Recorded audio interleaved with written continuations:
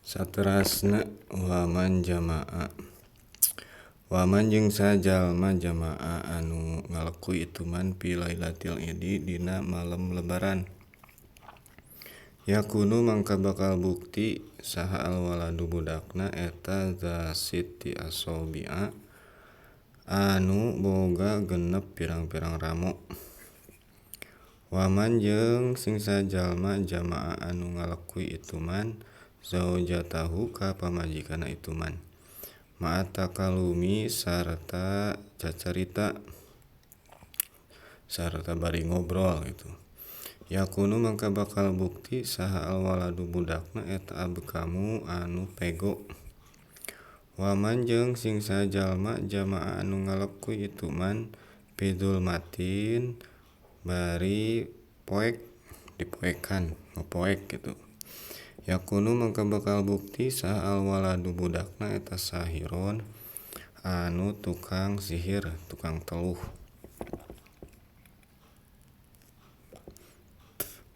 Waman jeung sing sajalma jamaah anu ngalakuy ituman ma'asiroji sarta di lampuan bari di caangan gitu.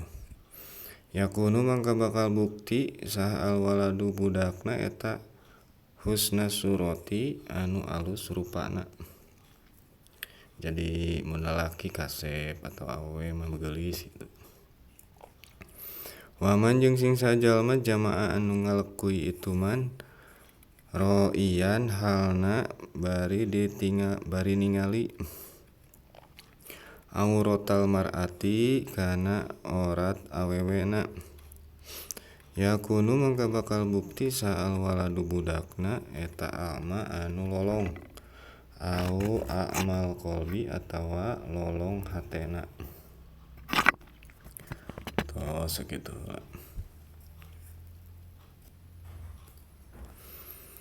Salajengna saur musonif sing sajalma anu ngalakuy fi lailatul idi dina malem lebaran. Nah lebaran mah rek lebaran Idul Adha atau Idul Fitri. Tah mangka bakal bukti eta budakna teh ngawaris kana ngabogaan genep ramo. Ramona mah ramo nu leungeuna atawa sukuna gitu. Tah mentak menang dicirikeun aya genep ramona cenah si eta mah. Tah berarti eta keur nyitakna keur malam lebaran eta.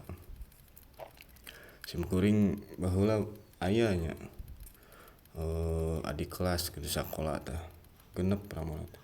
Leungeuna jeung sukuna aya genep. Kaleuwihan mah. Satuluyna sing sajalma anu ngalakuy ka pamajikanna teh bari cacarita bari ngobrol gitu. Ngobrolkeun bola Arsenal cenah juara. Arsenal cenah kakara geus lila juara. Tah bari ngobrol naon gitu. Tah mangka ngawaris ka budakna teh eta nu pego gitu. Loba ngobrol keur ngalakuy teh. Tah ulah bari ngobrol sok we sing husu gitu. Waman jamaah bidul matin satuluyna sing sajalma anu ngalakuy bari dipoekan mopoeknya dipareuman lampuna teh. Tah mangka eta budakna teh ngawaris kana jadi tukang teluh tukang sihir dipoekan. Jadi si magrib gitu budakna. Waman jeung sing sajalma anu ngalakuy bari di lampuan atau bari di caangan mangka ngawaris ka budakna teh alus rupa. Tah lamun lalaki kasep mun awewe geulis.